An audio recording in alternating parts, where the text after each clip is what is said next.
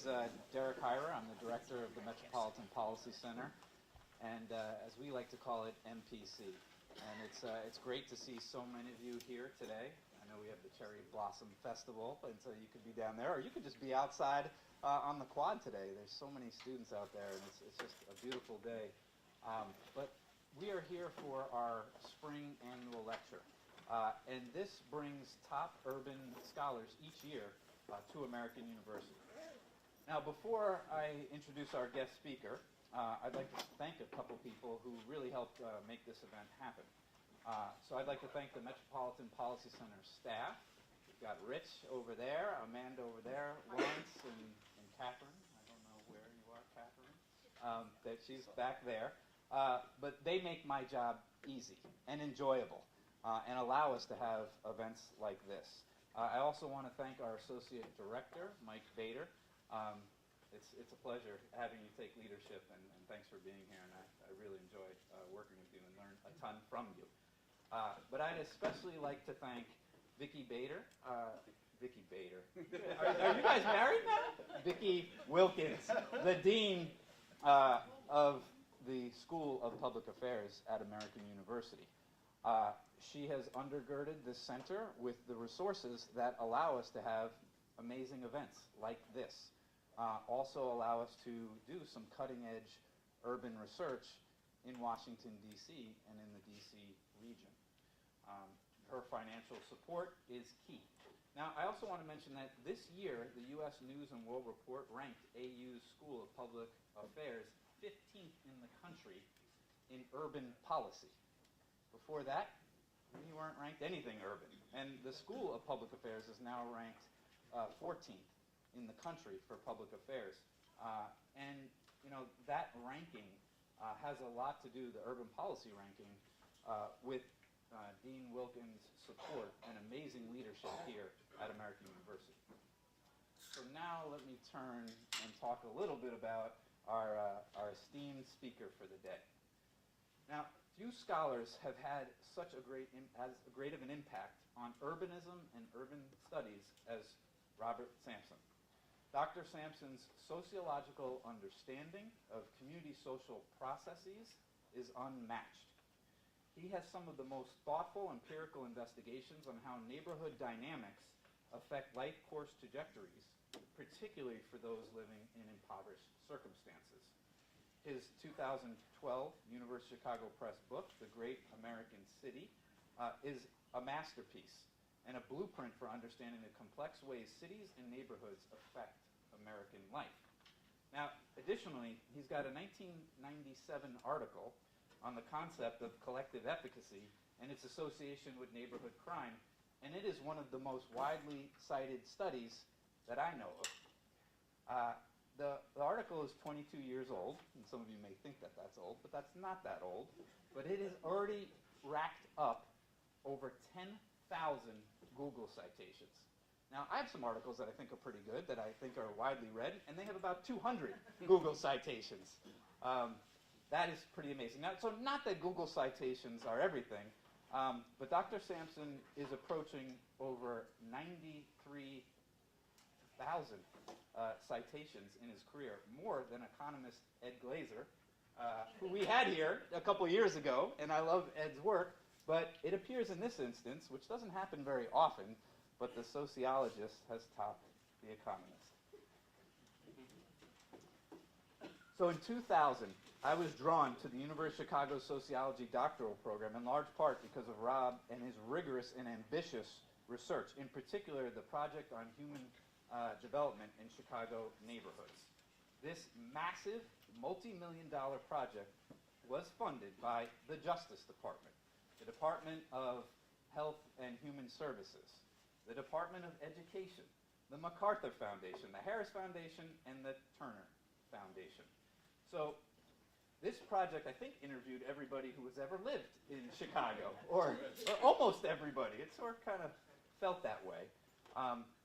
But it is an incredible individual and spatial data set that allows for longitudinal multi-level analysis of people and places. It also funded systematic social observations. an SUV, Rob was able to get an SUV, put a camera on it, and document social interactions on the street. Before, we had Google Street View. In fact, I think Google stole it from Rob. And Rob and I were talking about it. He said, man, I should have copyright on that. But Mike Bader has utilized the methodology that Rob created to understand neighborhoods and streets using Google Street View. But what makes Sampson so special is not his fundraising abilities, but he is an incredible theorist who, like no other, operationalizes his concepts and then tests them empirically with complicated statistical models. You just need to read The Great American City, and you will see exactly what I mean. Sampson has produced groundbreaking urban scholarship, but he also has mentored and launched the careers of countless people, including Jackie Wang, David Kirk, Andrew Papachristos, Eva Rosen, and Patrick Sharkey, just to name of the few leaders that Rob has mentored. So not only has he greatly influenced those in academia, but his research has shifted national policy debates. Over the years, Professor Sampson's urban policy prescriptions have been clear and concise. To improve distressed urban neighborhoods, we need to bolster civil society, to reduce crime, which will increase the life chances for those living in impoverished places. Now, by influencing budding academics and policymakers, Robert Sampson has had an extraordinary career. Some of his achievements include 2 honorary degrees and many, many awards and fellowships. You can read his bio on the back of the handout. It's kind of amazing. But he has also been awarded the prestigious John Simon Guggenheim Fellowship. Dr. Sampson is also a National Academy of Sciences member, and he served as the chair of Harvard University's sociology program. All right. How the Nationals doing? It kind of sounds like we're at the game. Harvard chair of the sociology program and also the president of the American Society of Criminology. His record of scholarly accomplishment will not likely be replicated, but will inspire academics for decades. So I'll end with this. It's kind of funny and odd, I think, but 3 people with the same first name have been among the most influential sociologists in the past 100 years. Robert Park, Robert Merton, and Robert Sampson. So please help me welcome Dr. Robert Sampson to American University.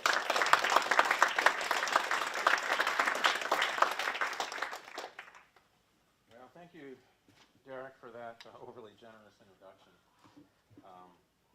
Really glad to be here, honored to deliver the annual lecture for the Metropolitan Policy Center.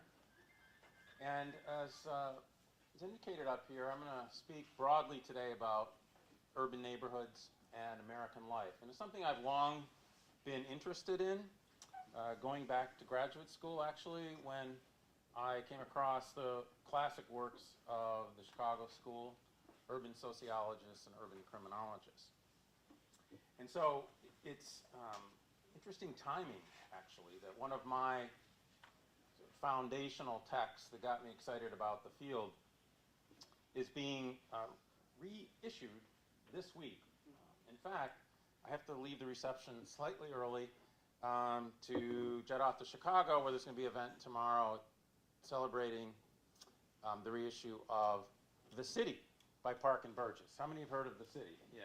So this is a text that probably a lot of people have read, and it's like, well, this was published in 1925. So you might think, why would they reissue a book from 1925? Well, there was one reissue before this. In 1967, Morris Janowitz gave an introduction, or a new introduction. And as I thought about it, as I was writing my foreword, at that time, cities were entering a very turbulent time, a time that would have surprised, I think, Park and Burgess, because in the 1920s, there was the industrial cauldron of Chicago teeming with immigrants.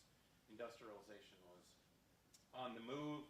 Population was skyrocketing. Well, 1960s, mid-1960s, of course, we're seeing turbulence in the American city. Population is dropping in Chicago, unlike the earlier era. Many people are moving to the suburbs. Deindustrialization is setting in, which would later become a major issue of other classics like Bill Wilson's The Truly Disadvantaged. Today, 2019, I called it the city for the 21st century because we're entering yet another turbulent era, you might put it, one that's actually paradoxical and is very different even than Morris Janowitz. Let me visualize for you a little bit just how little Park and Burgess probably appreciated how neighborhoods would change over the years, how much society would change, but also, what I would argue, is how much neighborhoods still shape and mediate that macro-social change. So here's just two phenomenon that I've written about in a recent article in Urban Studies on the Paradox of the American City. Here we are, 1967, roughly, when the city was first published. Yes, crime is going up, but this is normalized per 100,000 people, and this is the incarceration rate. It might be surprising to you to know that incarceration was actually dropping then. It just really wasn't an issue on the national scene. Crime had gone up a little bit, still about 200 per 100,000. Nothing like it was just roughly 10 years later. So here Morris is writing about this changing city, but it was yet to come in terms of the real change.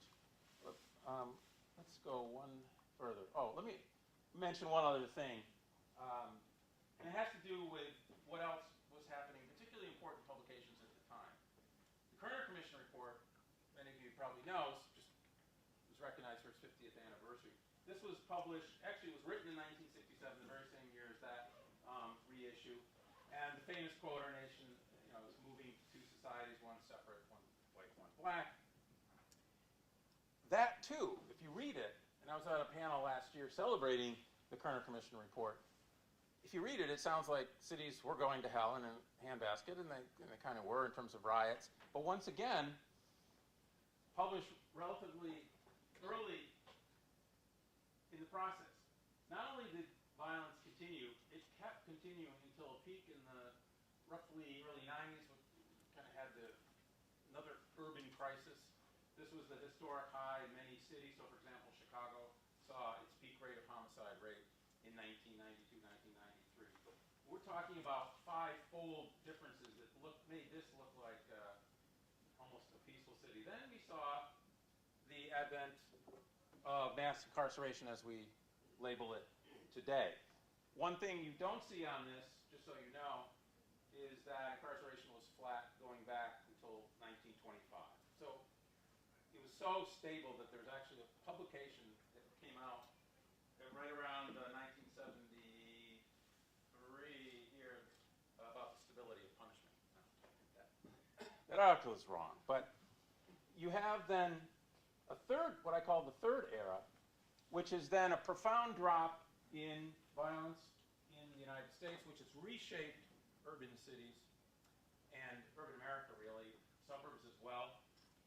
The incarceration rate has continued to go up. It's now stabilized, but it's still an incredible difference. And if you look at the equilibrium on the right side of that graph, we're in a different phase. It's a phase shift. It's a real difference of kind from even the world of 1967. So, all right, where are we and how do we think about the city? The city, which I'm not going to get into, was about a lot of things. But fundamentally, Chicago School was about the social organization of urban neighborhoods. And so we can think about it in the following way, is that some would argue that these changes have induced a new urban opportunity, sort of the positive view among scholars out there. So, for example, Patrick Sharkey, who was mentioned, has written a book on Easy Peace about the great crime decline and how much it has affected society in positive ways. For example, improvement in longevity of African Americans compared to whites because of the drop in the violence rate. Steven Pinker's book on sort of the Enlightenment on better, and that's a positive narrative. It goes beyond the standard inequality narrative that things have gotten worse. On the other side, it's sort of, you know, crisis. In fact, Richard Florida's recent book is called The New Urban Crisis. What is the new urban crisis? Increasing inequality, other social dislocations, increasing displacement of the poor, mass incarceration. Both of these debates are really intensely going on, and it's hard to really put them together, although in this article I try to do it. But my thesis, and what I'd like to kind of work through today, is that in either case, neighborhood effects are at work. Okay? They're at work in terms of shaping social change, but they're also at work in terms of other processes that we haven't fully paid attention to, in my opinion. So what I'd like to do is to work through some of my past research, but then really focus today on several new research projects that stem out of my previous work. Derek mentioned Great American City. Now, of course, I had to have a map on the cover. It had to be published by the University of Chicago Press, so that's probably not too surprising.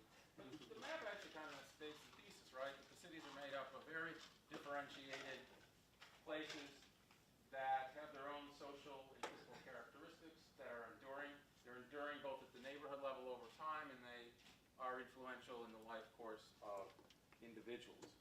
And if you boil it down, I think three simple facts drive my framework. One is the spatial foundations of inequality. Neighborhood division is one of the universals of neighborhood life. In fact, in working on Great American City got me reading in archaeology even, showing that digs in ancient cities show spatial division, whether it's in China, whether it's in South America. Many places, if not all, are characterized by division. Secondly, and this is important across diverse phenomena, which leads to the characteristic of compounded adversity, and I'll talk about that a little bit later with regard to different kinds of inequality that go beyond poverty that we haven't typically thought about as much. And third, persistence despite change, and the idea of enduring inequality. Now, it's not just the neighborhood effect, as it were, but the enduring neighborhood effect, and that has multiple meanings that I go through in the book.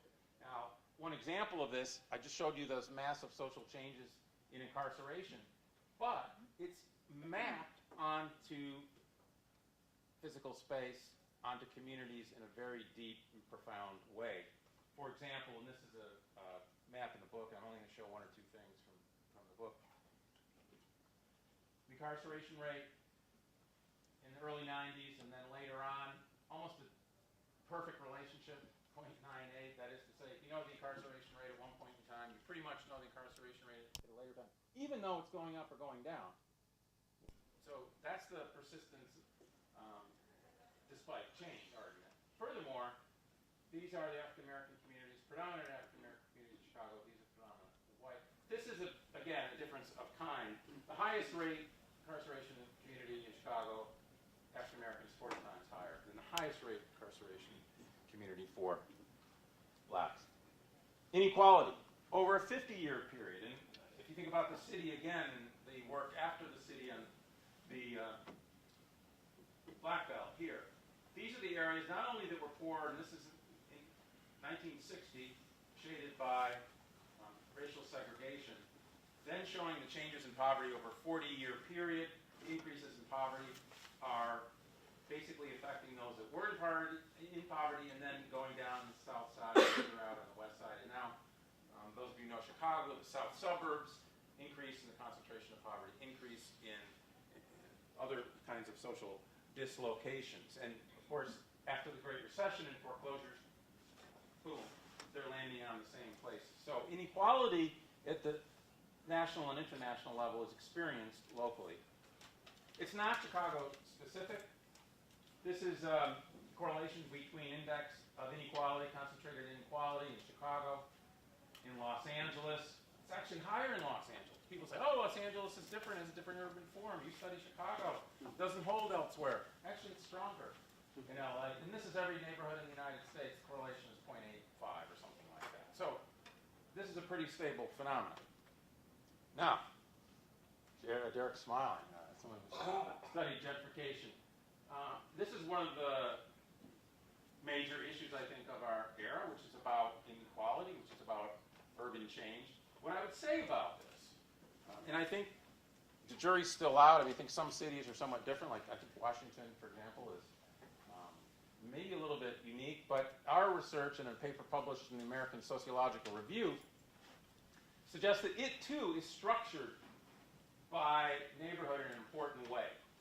And I'm not going to get into the details of the study, but what we found in Chicago, using some of these techniques that were mentioned, videotaping, and how do you know whether a neighborhood is gentrifying? Well, we actually looked at the neighborhoods, we came up with measures, and we found that racial and ethnic composition was incredibly important.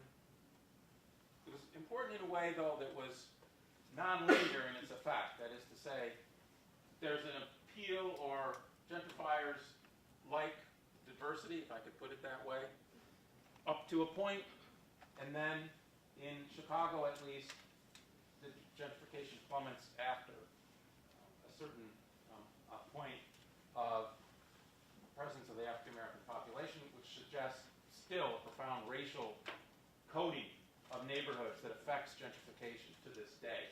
And furthermore, I know there's some people in this room doing work on this, independent of the poverty, independent of the racial composition, the perceptions of disorder that are repeated to other people, they have to do with the people's sense, the meaning of the community, its reputation, not the actual measured disorder. Like, we counted up how many broken bottles are on the street, how many signs of graffiti are there. The perceptions, the meanings of disorder had a direct effect on which neighborhoods were gentrified. I think that's pretty interesting, and it says something about how neighborhoods shape this broader social change. So it's shaping incarceration. It's shaping the crime drop, where it happens. I'm not saying that national trends are unimportant. It's the way that they are realized, is the way to think about it, within these local spaces, linking the macro and the micro. So what I'd like to talk about for the rest of the time, Great American City, done. No.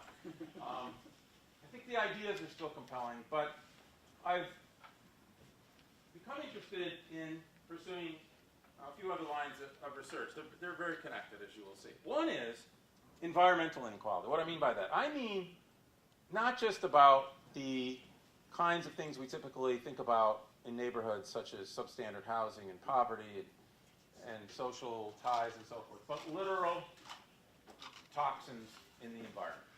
And I'll talk a little bit more about that. Secondly, probing more about how exposure to violence and incarceration, in addition to environmental inequality, has long-term effects, both at the individual and the neighborhood level. And at the individual level, it is also connected to the ecological distribution in the cities of both sort of policing characteristics and the location of certain kinds of industrial plants. So both environmental inequality and exposure to violence, I'll show you, are shaped in important ways by the neighborhood effect. And then third, I'm going to reconsider the whole idea of the neighborhood.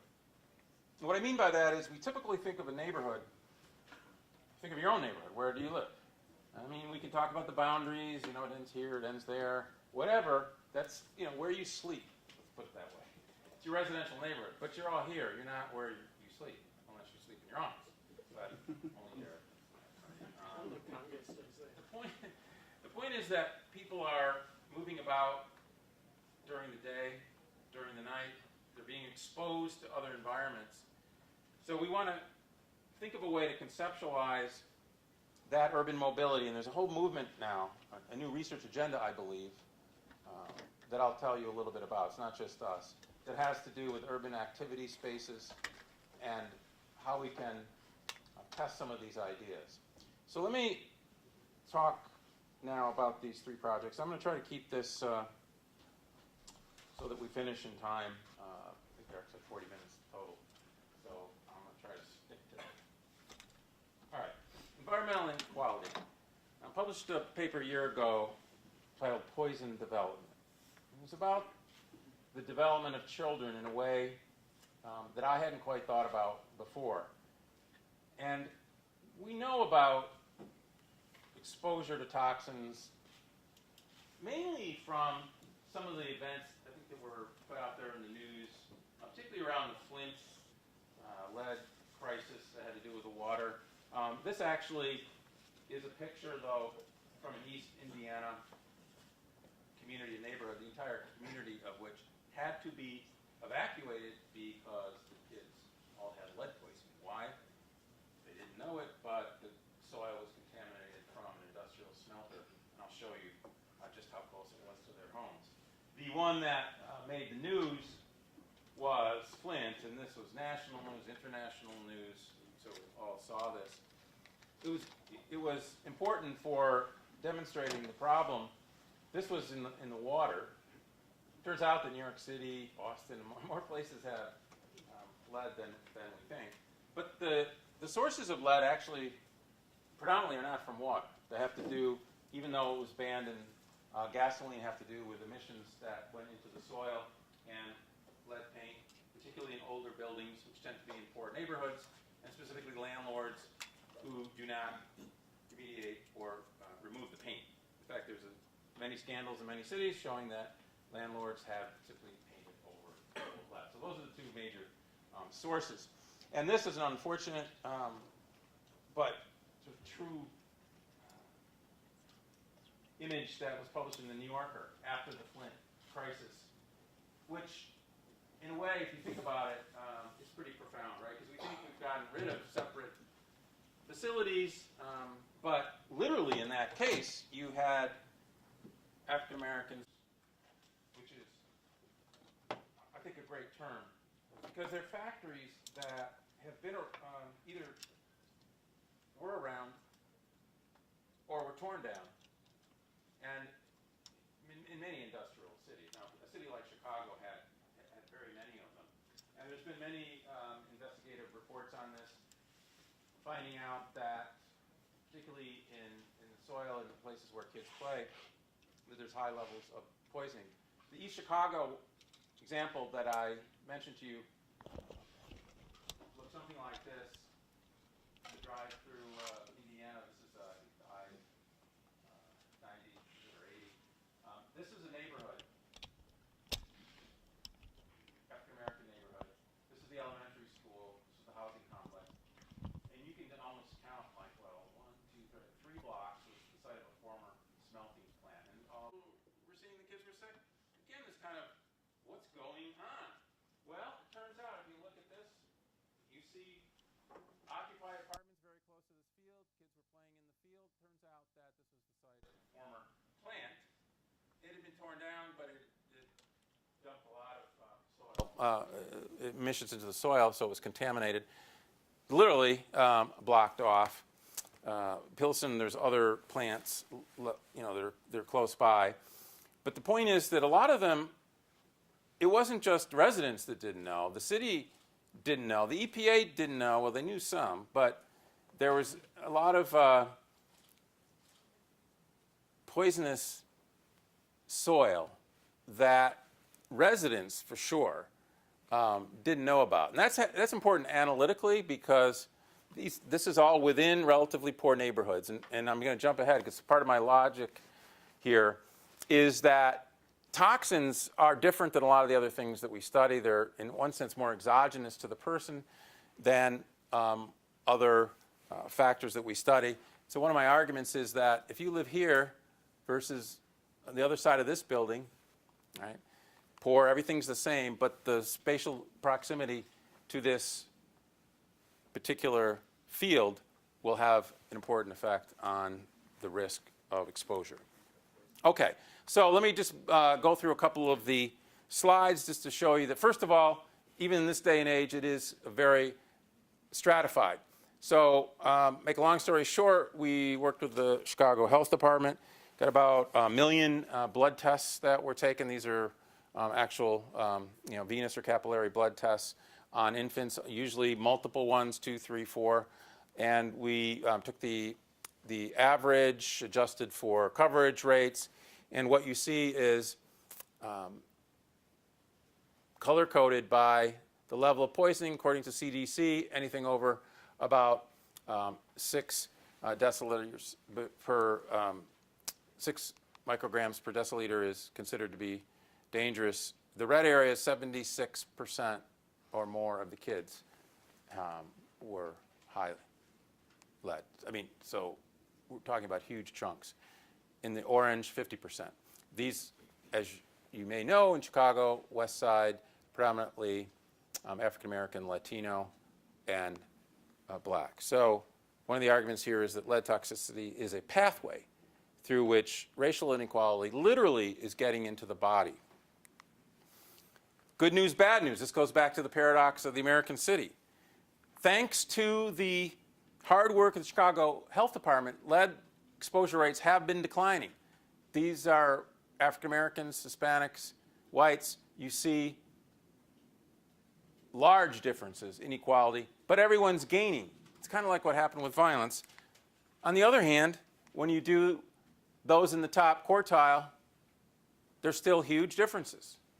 So depending on how you want to look at it, the overall trend is down, but the inequality remains. And as I will end with, environmental regulation is now going into an era of deregulation, so we can expect some of these things to come back. On my individual level study, and I won't give you the details, just a simple picture here, we followed a birth cohort born in Chicago in 1995, followed them up through to about 2013. We have lots of characteristics of the families, of the children, their poverty, and so on and so forth. And we matched in at the individual level the blood lead levels of the kids. And we found that the childhood blood level lead exposure was related to both health and delinquency many years later. And technically, we were using the proximity to plants as one way to identify this, for those of you interested in the methodological nuances. That paper has been published. But the point is now we're talking about both an ecological and individual level, suggesting the importance of this. And in a recent article in the annual, annual review of sociology with Alex Winter, graduate student, and Chris Mueller, who's now assistant professor at Berkeley, we put forth a model of stratification. And this is the point, that lead exposure is fundamentally related to stratification and inequality. It's caused by some of the things we've been talking about, concentration of disadvantage, but also the regulatory environment, which is a political and organizational decision on the part of government, and community organization. I'll have more to say about that, where activists in the community are taking a role in cleaning up the environment. But exposure to lead affects child development, which influences adult well-being, which influences further stratification. It's a stratified global threat, I would argue. It's not just the US. Data are coming out, cities around the world are being influenced. And of course, I'm not just talking theoretically about lead. Pollution, its effects on cognition, these have been well established scientifically. And I think this is being recognized actually as a new fight, actually. And in fact, on the anniversary of Martin Luther King's death, there's a really interesting article, but more written on those that are taking the Poor People's Campaign in new directions.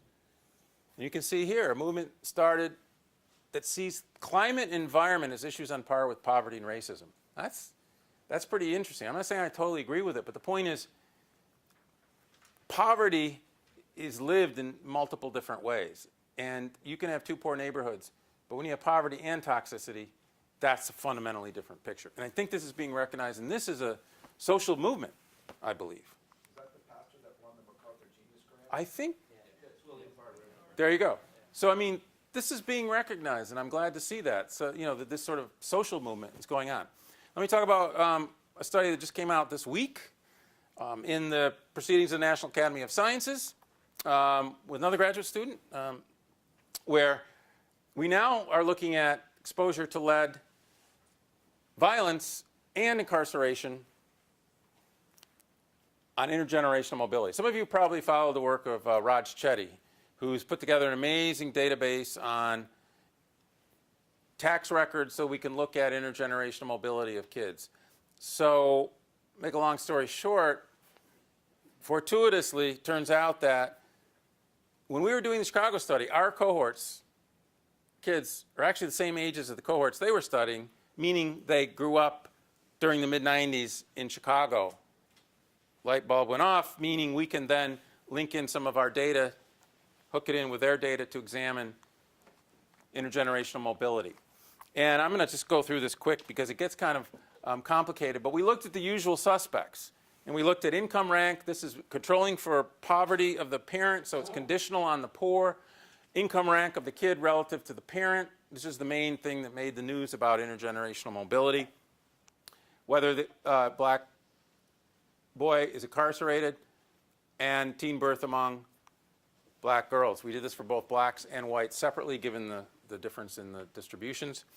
And you can see when you add in lead exposure, violent crime, and incarceration, depending on the outcome, incarceration has the largest effect on mobility, lead on incarceration, and all three significantly predict teen birth.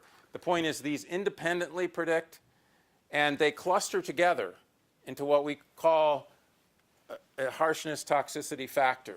I mean, they do have different etiological origins, but the point is that the things we've been typically looking at do not explain intergenerational mobility, incarceration, or teen birth to the same extent. There's not only is significant increase in the explained variance, but the magnitude of the effect is quite large. And you can see in each case, it's larger. We then do a simulation to estimate how much of the gap between black and white children in intergenerational mobility, in incarceration, and teen birth is due to toxicity, conditioning, other factors. And it ranges from anywhere from 20 to 60% of the gap. So that's pretty significant. These three factors, I would argue, are different than the kinds of things typically emphasized. They also have different policy implications, right? We want to reduce poverty, but we can also clean up the neighborhood and have criminal justice reform and reduce violence right now. And we know how to do that, actually, a pretty good way. And that's going to have dividends for social mobility. We don't think like that, right? We think crime policy has to do with crime, and we think the environment has to do with, well, you know, whether things perhaps are pleasant in terms of the environment. We don't think so much about the actual toxic effects. Last point, which you could probably anticipate, the entire distribution that white children are exposed to on this harshness toxicity factor in Chicago is almost completely independent of the distribution for black children. That is to say, this is the distribution at the tract level for African Americans. It's shifted almost all to the right. There's about 2 or 4 neighborhoods in Chicago that actually have overlap. That's a stunning fact, right? And that allows us then to do the simulations. Okay. One last set of studies. I know I'm kind of running through a lot of different things here, but I want to get some of the new research on the table, get you thinking about some of these issues. The details, I think, are not important. I'd like the concepts to get out, and maybe we can have a discussion about them. The last one is this idea of the neighborhood. Again, going back to Park and Burgess, although in rereading their book, I did find the phrase, and they actually said, you know, it's a mistake to think about the neighborhood on itself. I forget their exact phrase, but if you ignore the fact that it is connected to the rest of the city, you're missing the point. And they're often criticized for saying neighborhoods have this, you know, autonomous quality. Well, in Great American City, I got to thinking about it because when we studied residential mobility, and this is based on our longitudinal survey, we followed people wherever they moved. This is in the Chicago metro area. Each line here is a connection where somebody literally moved households from one neighbor to the other. And what do you see? Well, it's just like this. It's a network. There's lots of connections among neighborhoods through people moving. I think of this as the structure or the connectedness of the city. Well, we've embarked on a new project that is thinking about this from the perspective of mobility, or what Park and Burgess called mobility as the pulse of the community. In this case, not a residential move, but the everyday, what we call everyday mobility. Like you're coming over here, you're going home, you go to the grocery store, you visit your aunt, you go to the airport, and so forth. Literally taking those as potential connectors among neighborhoods. So several papers. One was published just last July in our research team. This is with Mario Small, who's in the faculty in sociology, and 2 postdocs. It's called Urban Mobility and Neighborhood Isolation. This time, 50 largest cities, so we're getting out of Chicago here. And the test of Bill Wilson's thesis that, about social isolation, that there are, the poor African Americans or those that live in poor black neighborhoods are socially isolated from the rest of society, but particularly what he called mainstream society, which really means middle class society. Now, what did we do? This is going to get off into a whole other realm of things, but we actually used data which you can't use anymore because of the way that the company has changed, but geocoded tweets from an API that we downloaded, I don't know how many million, 650 million tweets. It's sort of a big data analysis, and used machine learning and algorithms to estimate the home location of each person. This is an example of New York City, and you can see it actually covers the distribution of population. The correlation is very high, even though obviously everyone doesn't tweet. I don't. I hate Twitter and many of its users, but it's still the case. It's still the case that many, many people tweet, and the geocoded allow us to get a very close approximation of the distribution of the population. And by the way, as an aside, we have since replicated this in Houston with pings from cell phones that are passive. Those are hard data, I can't describe, but got a very similar estimate of the measures that we're going with here. And so we estimated the home locations through a clustering routine I won't bore you with. But there's 3 things, and this is simple to understand. We got all these people, millions of people, 50 cities. We asked 3 questions. How far do people travel on average? How many different neighborhoods do you go to? And perhaps most important, what's the composition? So David, Joe go to the same neighborhood. Sally and Mary go to different neighborhoods.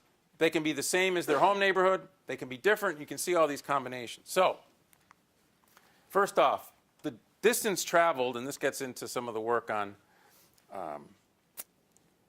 sort of urban science. There does seem to be almost an invariant pattern in the distribution of travel, technically following a Burr distribution, where you see this drop-off. You see, consistent with our own knowledge, that the average distance, for example, in New York City is much less than Los Angeles. Phoenix and Houston and Los Angeles are more than Chicago and Philadelphia. It follows a very nice distribution.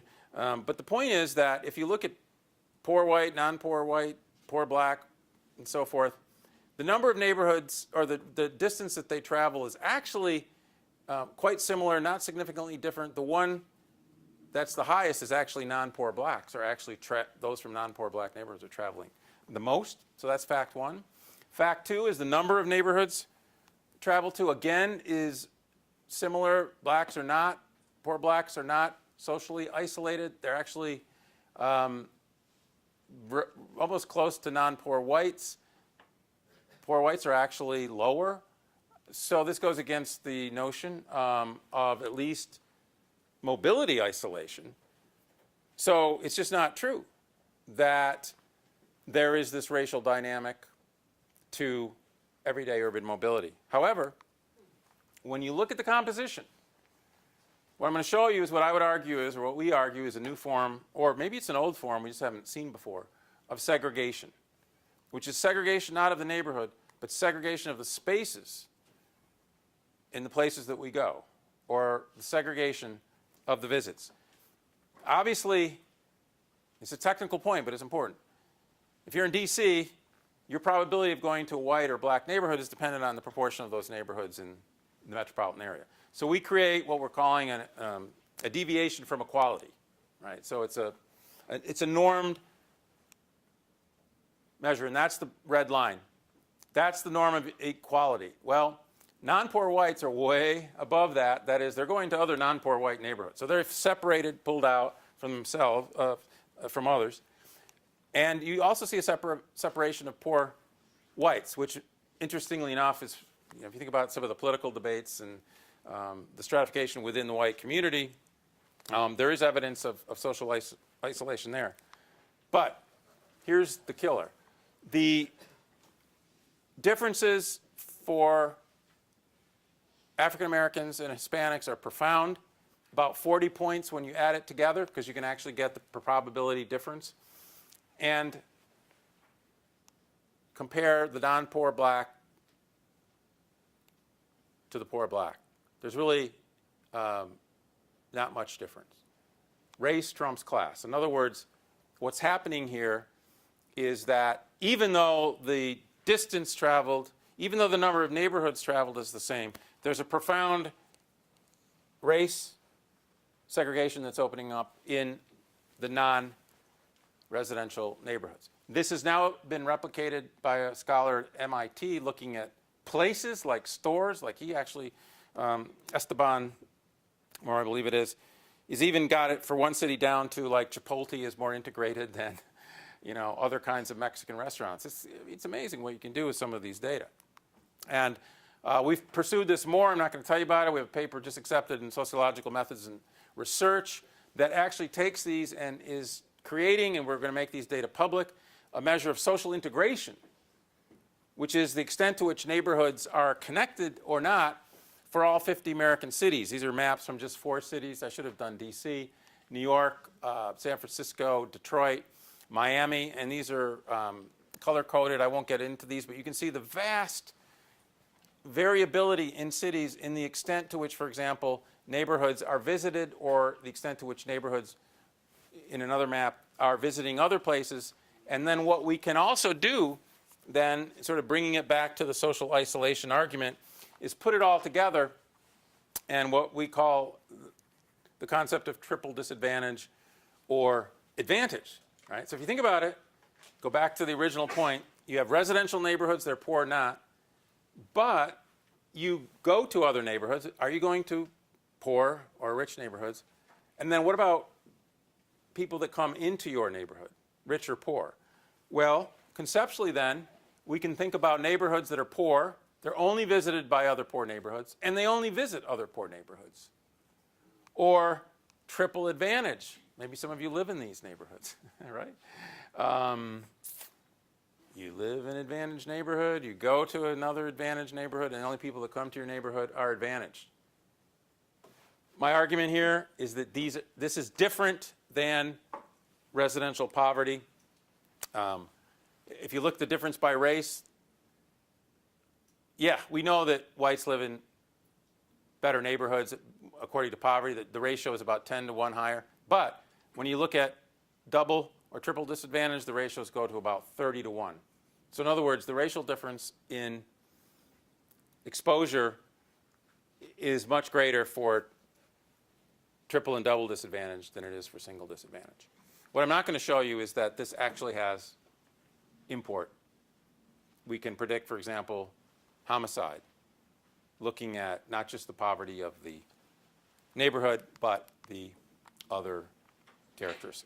So I see that I've gotten through my 40 minutes, so I'm just going to stop and say a few things about policy and then the Kerner Commission. I mentioned that, and I just wanted to go back to it because those of you that read it, right, they had this thing, well, do we fix places or do we encourage integration or move people out of places? This is still going on. It's the same debate. It's a very prescient report. I would recommend reading it again if you haven't already. What they call ghetto enrichment or encourage integration. And, this is still needed for the reasons I've shown you, cumulative compounded deprivation, especially the counterfactual dilemma that black children face.